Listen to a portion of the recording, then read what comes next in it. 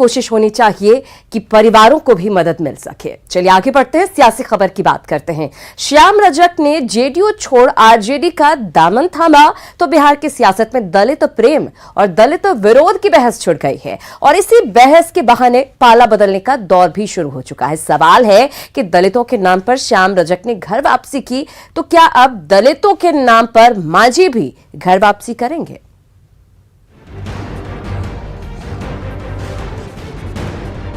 बिहार के कोई ऐसा थाना नहीं है जहां दलितों के साथ हत्या, बलात्कार, उसके साथ छिड़कानी नहीं हो रही है। 1500 करोड़ रुपया हमने दिया, खर्च हुआ सिर्फ 11%। तो ये क्या दर्शाता है? और दलितों के प्रति जो उनका जो रहा नजरिया, चाहे वो श्याम रजक हो चाहे और भी लोग हो। जेडीयू का तीर छोड़ श्याम रजक ने आरजेडी का लालटेन क्या थामा।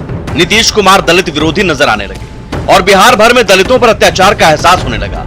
लेकिन श्याम रजक के बहाने नीतीश को मांझी का साथ मिल गया।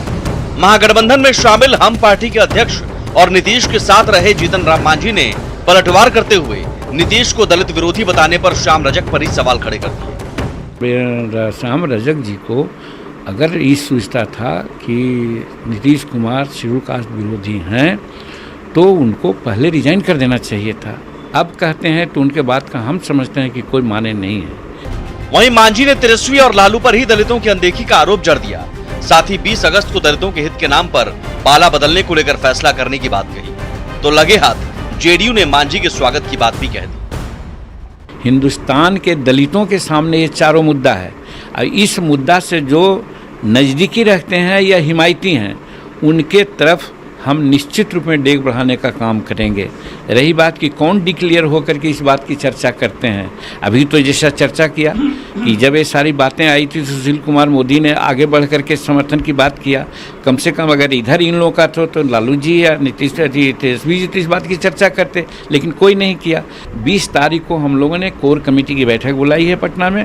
उस बैठक में ये सारे बातों पर सांगोपांग विचार हम लोग कर करके किस ओर जाना है हम लोग तय करेंगे। जीतन राम मांझी जी तो पहले जदयू में ही थे ना, नीतीश कुमार जी के कैबिनेट में मंत्री रहे। नीतीश कुमार जी ने उनको मुख्यमंत्री बनाने का काम किया।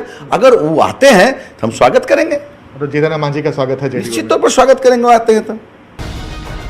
वहीं मांझी के रुख से उलट कांग्रेस और आरजेडी श्याम रजक के आरजेडी में आने को जेडीयू के लिए बड़ा झटका बताते हैं और नीतीश को दलित विरोधी करार दे रहे हैं। हालांकि कांग्रेस को मांझी से उम्मीद जरूर है कि वो महागठबंधन में बने रहेंगे। और माननीय श्याम रजक जी कल भी अपने परिवार राजद में थे और अपने घर वापसी किए हैं।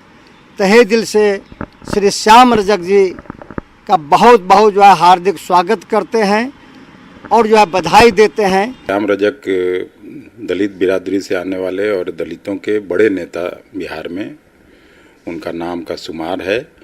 और लेकिन उससे भी बड़ी बात यह है कि नीतीश कुमार का जो अहंकारी और सामंती सोच है उसको दर्शाता है कि किस तरह से वहाँ दलित बिरादरी के लोग लगातार अपमानित हो रहे हैं। मांझी जी बहुत परिपक्व नेता हैं। मुझसे कल भी बात हुई है और हमें विश्वास नहीं है कि मांझी जी पुनः वापस अपमान का घूंट सहने वहाँ जाएंगे।